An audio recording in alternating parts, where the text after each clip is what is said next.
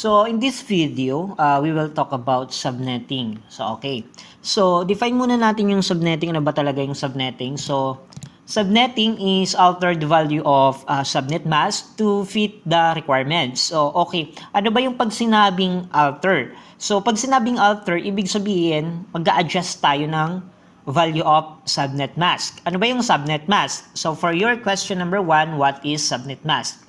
And for your question number 2, bakit kailangan natin mag-subnetting? Okay? So, again, yung subnetting natin or yung subnetting is the altering the value of subnet mask to fit the requirements.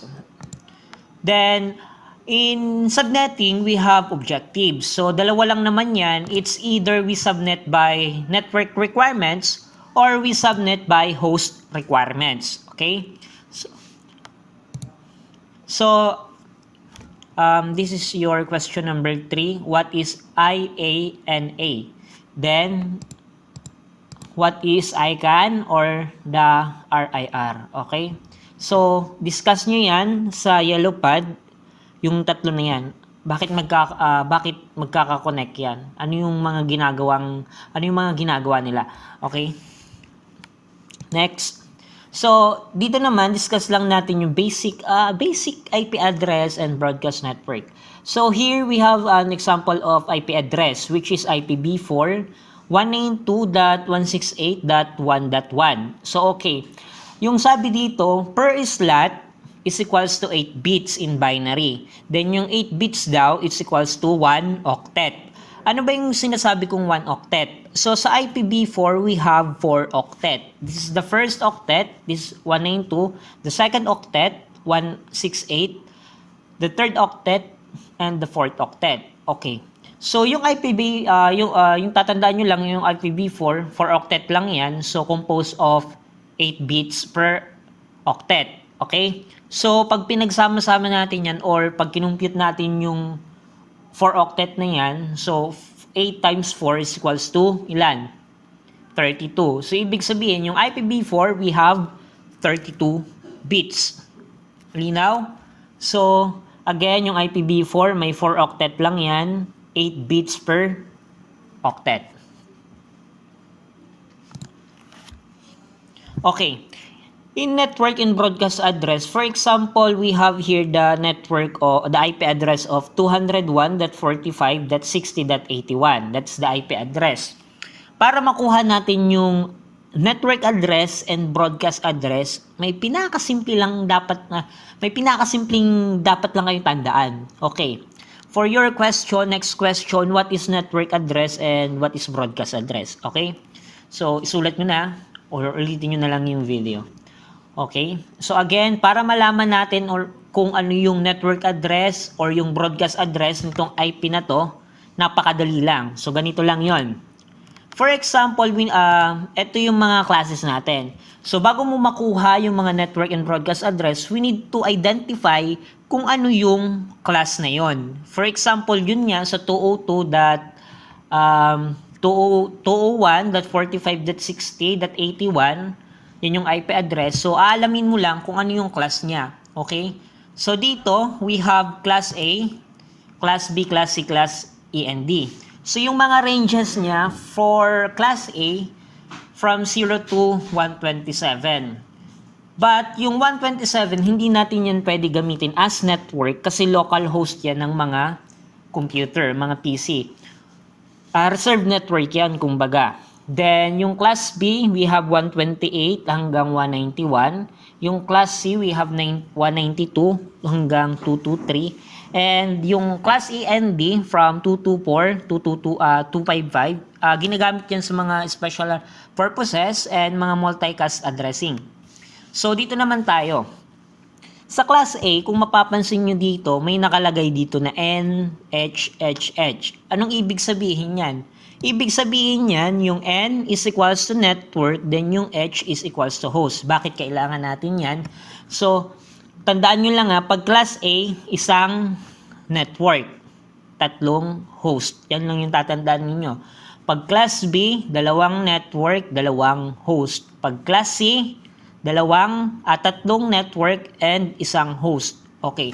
Para makuha natin yung network address and broadcast address, ito lang yung tatandaan nyo. Identify the ranges, tapos i-check nyo kung ilan yung host, ilan yung network sa bawat range. Okay? So, for example, ito yung IP address natin, 201.45.60.81. So, kunin nyo yung broadcast address and network address. So, paano natin makukuha yung broadcast and network address? Simple lang, nakalagay dito, pag may network address, kukopyahin lang yung mga nasa N, and then yung mga host naman, lalagyan lang ng 0. Take note na network address yan. Pagdating naman sa broadcast address, kokopyahin lang lahat ng network and yung host magiging 255. Malinaw? So, anong class yan? Again, para makuha natin yung network address and broadcast address, first, identify the classes. Okay? Kung anong class yan. Class A ba yan? Class C ba yan? Class B ba yung network? Tapos, alamin nyo kung ilan yung network and ilan yung host ng class. Okay? Based dito sa 201.45.60.81, anong class yan? That is class C. Okay? So, sa class C, meron tayong ilang host? Isa. Ilang network? 3. So, ibig sabihin, para makuha natin yung network address, kukopyahin natin tong tatlong to. 201.45.60. Tapos, yung host magiging 0. Malinaw? Then, yung broadcast address naman, para makuha natin yung broadcast address, kukopyahin na naman natin yung mga network, 201.45.60.255. So, ganito yon. Yung network address natin magiging 201.45.60.0. Then, yung broadcast address natin magiging 201.45.60.255. Ganun lang kasimple yung pagkuha ng network address and broadcast address. So, yung objective natin ngayon is to network the two PC. So, meron ako ditong Windows 7 and Windows 10 na PC. Okay. So, pag magne-network tayo, always tandaan nyo kung ano yung pwede nyong gamitin na classes. Di ba kanina na-discuss na natin yung classes? Then, ngayon, we need to use that class. Okay? So, paano natin ma-configure yung PC? So, punta lang tayo dito sa baba. Right-click nyo lang, Open and Network Sharing Center. Then, dito, Change Adapter Settings. Yan. Then, ito yung local area network natin. Or yung LAN natin. Dito natin i-configure yun. So, Properties. Then, yung gagamitin nating configuration, IPv4 muna, okay? So, we need to configure the IPv4. So, based on sa discussion natin kanina, yung IPv4 composed of 32 bits and 4 octets, okay?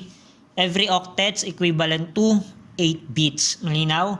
So, properties lang. Click lang natin tong IPv4, then properties. Then, for your next question, kindly differentiate or what is the difference between dynamic and static configuration. Okay? So, again, configure na natin dito. So, dito muna ako sa use the following IP address para makapag-configure ako ng manual IP. So, maglalagay ako ng IP 192.168.1. Sabihin kong 3. Yan. So, kapag nag-set kayo ng IP address dito, kung mapapansin nyo, automatic lalabas yung subnet mask. Okay? So, yung subnet mask natin, magbabago yan depende sa mga na-subnet natin.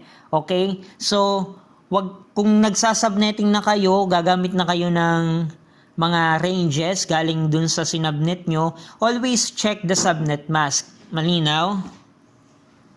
So, okay. Kung mapapansin nyo, meron tayong 255.255.255 but the IP address I already subnet that. So, yung gamit ko ngayon is 255.255.255.248. Yan yung bagong subnet mask ko. Yun nga kasi yung subnetting, di ba, yung sabi kanina, altering the value of subnet mask. So, ibig sabihin, mag-a-adjust yung subnet mask depende sa requirements na sinasubnet nyo. So, okay, 192.168.1.3. Okay? Okay ko lang. Tapos, punta na ako kay Windows 10. Okay, dito sa Windows 10, same procedure yung gagawin natin. Punta lang tayo dito sa network. Open Network and Sharing Center. Then, change adapter option. Okay? Then, same procedure lang. Magko-configure tayo ng IP address, properties. Hanapin natin yung IPv4. Okay?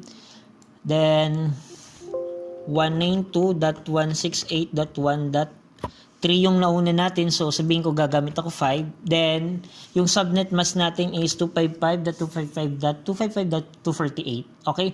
So, kung mapapansin nyo yung IP address natin, based dito, ito yung IP address natin na class C, di ba? So, sa class C, we have 3 network and 1 host. So, kung mapapansin nyo, based dun sa nauna nating IP address, 192.168.1 and .3, so yung last octet lang yung nagbabago. Pag mag-change kayong ng mga IP address, depende yan sa kung ilan yung network or ilan yung host. So, based dito sa class C, yung network dito tatlo. First octet, second and third octet, then isa yung host. So, yung magbabago lang dito yung host. Okay? So, after natin ma-configure yung IP address, we need to ping so ipconfig lang. Then press enter. So kung mapapansin nyo, yung kinonfigure natin na IP kanina is 192.168.1.5. So dun kay Windows 7, check natin kung ano yung IP ni Windows 7. CMD, yan. ipconfig. So I have 192.168.1.3. So ito yung IP address ng Windows 7. So pag magpiping tayo, wag natin ipiping yung sarili nating IP. Yung ipiping natin yung isang PC or yung ibang PC na naka-network sa PC natin. For example, ito, Windows 7, yung IP address nito is 3. So, yung ipiping natin yung IP ng Windows 10, which is 5. So, dapat, ganito yung reply niya, may data. Magsisend ng packets, ibig sabihin, magre-receive ng packets without lost. Okay? So, same yung gagawin natin sa Windows 10. Ipiping natin si